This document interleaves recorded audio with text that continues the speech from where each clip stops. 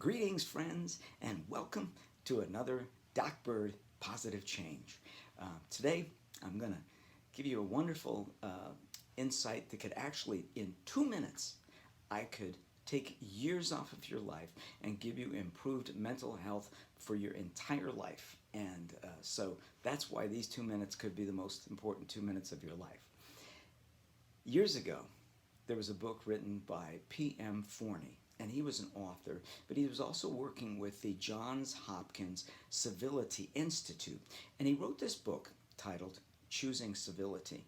And I love this book because it had a lot of great tips on how we should treat each other, and I really loved this book. But there was one piece of the book that really struck me as interesting, is that he said, when you think of a nice person in your life, and all of us have them in our lives. Think of the nicest person you know in your neighborhood or a relative or something. Who was the nicest person you know?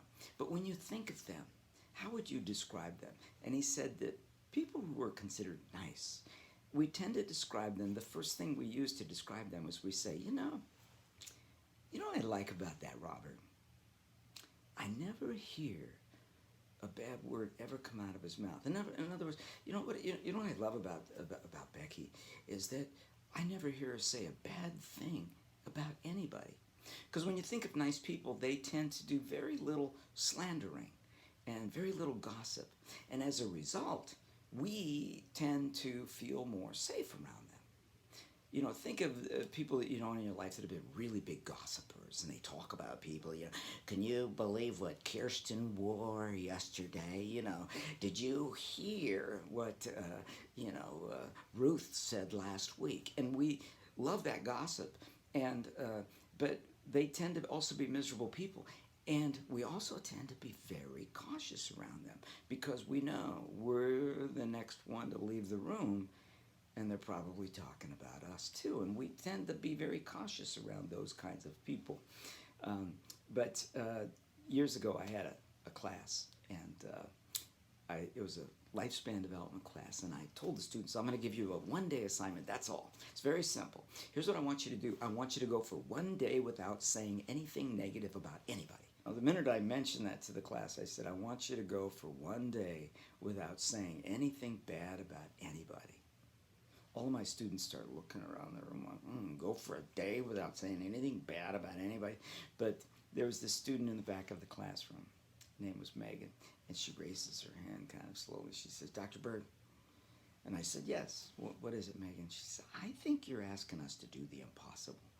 And I thought about that for a minute. I thought, wow, this is really powerful. Let's throw that out to the rest of the class. What do you guys think? Is it impossible to go for a day without saying anything bad about anybody? And we had this really lively discussion about what it does to us. But what I shared with them is this. I said, look, you can actually live longer and have fewer mental health problems by simply not saying bad things about other people. Years ago, the British Psychological Society did this study, and they found that in the moments following when you spread gossip, you hear that juicy gossip, you might get that little bump in adrenaline, and that's why we like gossip. But in the moments that follow, we tend to have a 25 to 35% increase in negative emotions. Okay? We also have a 5% reduction in self-worth. Like, we don't like ourselves. On average, most of us, we don't like ourselves when we're spreading things about other people. But think about that, 25 to 35% increase in negative emotions. And you know what happens when you increase your negative emotions? You start to alter the serotonin levels in your brain. Serotonin is called the happiness hormone.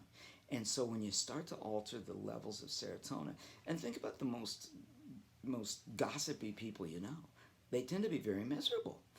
They have more depressive disorders, and they also have more anxiety disorders. They do, and they live miserable lives. So one way we can reduce depression and anxiety in our lives is by simply stop saying bad things about people.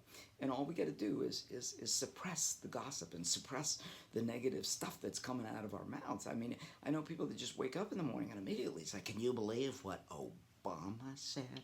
You know, did you see what Trump said today? Did you see what Hillary said? You know, did you see what Mitch McConnell said? And we want to like commiserate with other people in our misery, and all it's doing is carving years off of our lives. So, if you want to take a free trip to the pharmacy for some really good drugs and to work on your serotonin levels, all you got to do is stop the negativity that's coming out of your mouth.